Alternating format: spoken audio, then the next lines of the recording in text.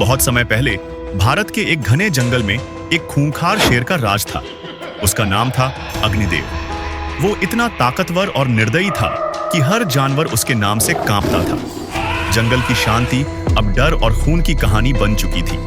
हर सुबह जैसे ही सूरज की पहली किरणें पेड़ों के बीच से छनती, कोई न कोई जानवर शेर का शिकार बन जाता। हाथी, ये शेर अब हद पार कर चुका है। अगर ऐसे ही चलता रहा तो हम सब मारे जाएंगे। जिराफ, हमारे बच्चे भी अब जंगल में डर के साए में जी रहे हैं। सियार, शेर को रोकना अब जरूरी है, लेकिन ताकत से नहीं, दिमाग से। उसी जंगल में एक शांत, समझदार और सीधी सादी गाय भी रहती थी, जिसका नाम था संध्या। संध्या दिन भर चुपचाप घास चरती थी, किसी से झगड़ा नहीं, किसी से डर नहीं, लेकिन उसकी आंखों में बुद्धि की एक अलग चमक थी। जब एक दिन शेर ने एक नन्हे खरगोश को मार डाला तो संध्या का दिल टूट गया। संध्या ने जंगल के सारे जानवरों की एक गोपनीय बैठक बुलाई। गाय, हम शेर से लड़ नहीं सकते, लेकिन अगर हम उसे उसकी ही चाल में फंसा दें तो?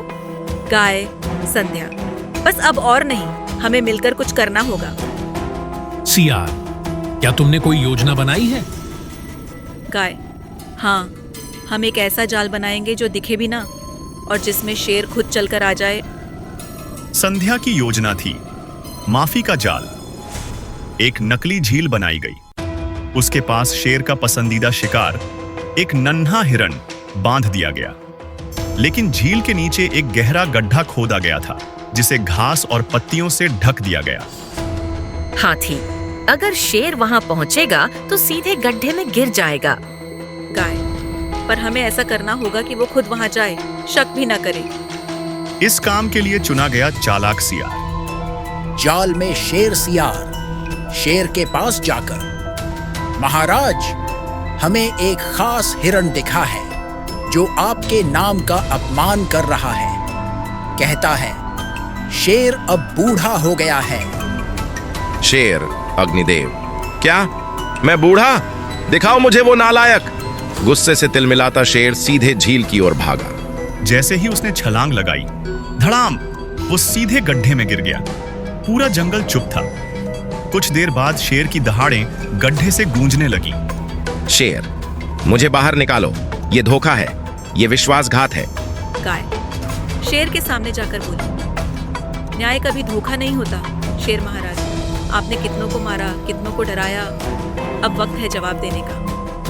गड्ढे के चारों ओर अब सारे जानवर इकट्ठा हो गए। खरगोश, मोर, भालू, हाथी, जिराफ, बंदर, सब। शेर, माफ कर दो, मैं अब कुछ नहीं करूंगा। जंगल में शांति बनाए रखूंगा।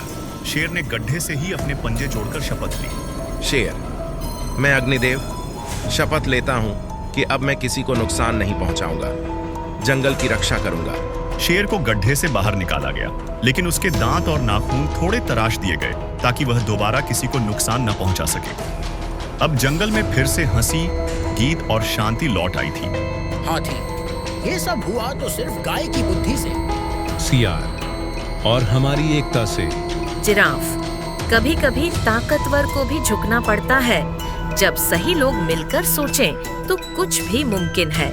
अगर आप सच में हमारे हो और कहानी पसंद आई हो तो वीडियो को लाइक जरूर करो और इस प्यारी सी चैनल को सब्सक्राइब करना मत भूलना।